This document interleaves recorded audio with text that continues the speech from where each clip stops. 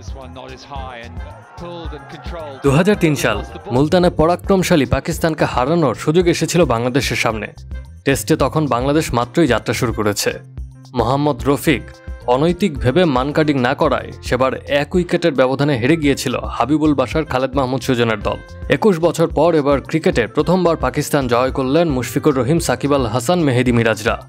রোববার রাওয়ালপিন্ডিতে পাকিস্তানের বিপক্ষে 10 উইকেটের ঐতিহাসিক জয় পেয়েছে টাইগাররা।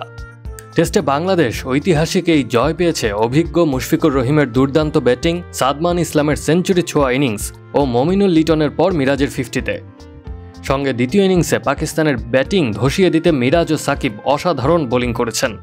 তাদের তোপে দ্বিতীয় ইনিংসে 146 রানেই অল আউট হয় পাকিস্তান।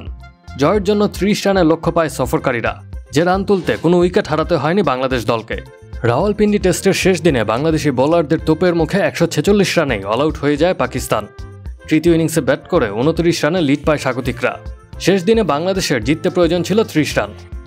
আজ দিনের শুরুতেই হয় বাংলাদেশের উইকেট প্রাপ্তির মধ্য দিয়ে। দিনের দ্বিতীয় ওভারেই পাকিস্তান অধিনায়ক শান মাসুদকে লিটন দাসের ক্যাচে পরিণত করেন হাসান মাহমুদ।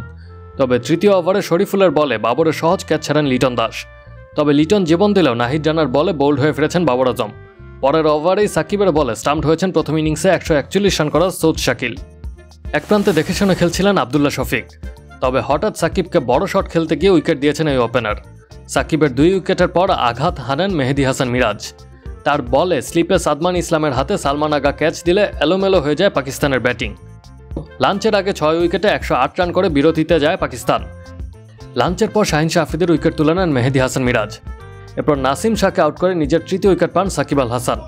শেষের 2 উইকেটই নিয়েছেন মেহেদী হাসান মিরাজ। মেহেদী হাসান মিরাজ পেয়েছেন 4টি উইকেট এবং সাকিব আল হাসান দ্বিতীয় ইনিংসে পেয়েছেন 3টি উইকেট।